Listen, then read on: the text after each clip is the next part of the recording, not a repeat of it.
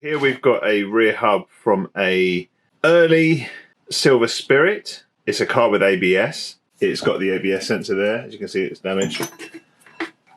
What we're going to show in this video is how you go about splitting the hub, removing the drive shaft flange.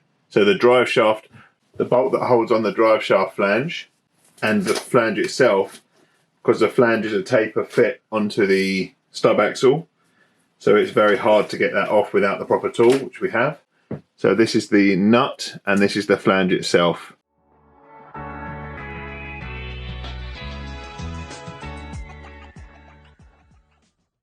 So here's the hub in full glory.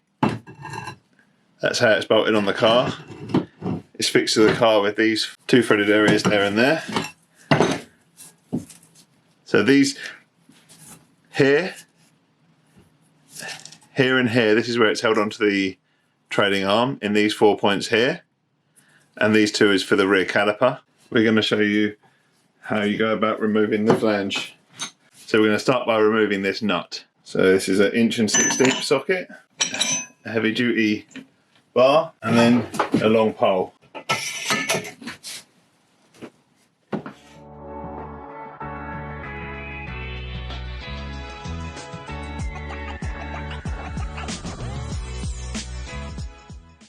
There's the nut off, and you can see what you're left with is this exposed stub axle here, which the flange is held onto with a taper and a woodruff key. So it's on very tight. So the next stage is to bolt on the puller onto the flange, and then we wind the tool down, and it's got a hydraulic ram in the tool, which we're going to use to push down onto the stub axle and lift off the flange. So we've got the first part of the tool on there. I'm just going to put the nut back on, because when this flange comes off, they can be very tight and they can come off with a lot of force. So the nut will stop it from flying up too high. So we'll just put that on loose, so it's got room to lift up, but it can't go up into the air. This is a good adapter to sit. There's a centre in the end of the stub axle, and that adapter there can sit nicely on that. What I mean by the ram that goes in here, so this is a hydraulic ram. That ram there will screw into the tool, and then you wind it down, and it hydraulically forces it through, and I'll show you that now. I'm just going to put the centre of the tool on. This is the bit that actually houses the ram. So this can go all the way down.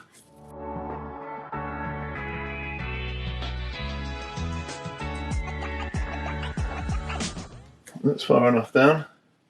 And then with the end on, we can screw in the ram. Screw in that and going all the way. That's bottomed out now. So now what we're going to do is tighten up the main body of the ram as far as we can.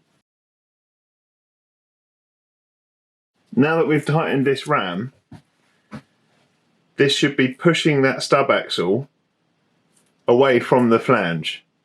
So the flange is held with this body and the ram is pushing on the stub axle. As soon as we start to wind down this top here, then it should start acting hydraulically onto the stub axle.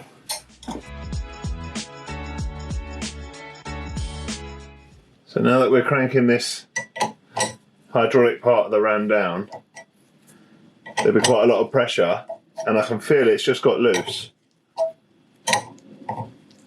And I think that has gone. There you go. It's just, you can tell it's just got very easy, and that flange should now, we just wind it a little bit more. We've got the nut on it, so it's not going to come off completely. But we'll take the tool off, take the nut off. Now that went very easily. Often they take an awful lot more.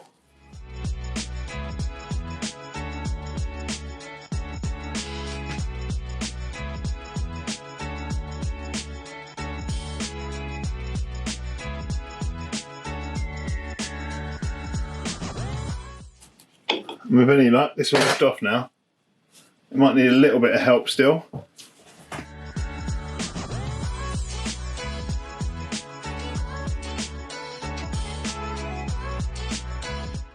Okay.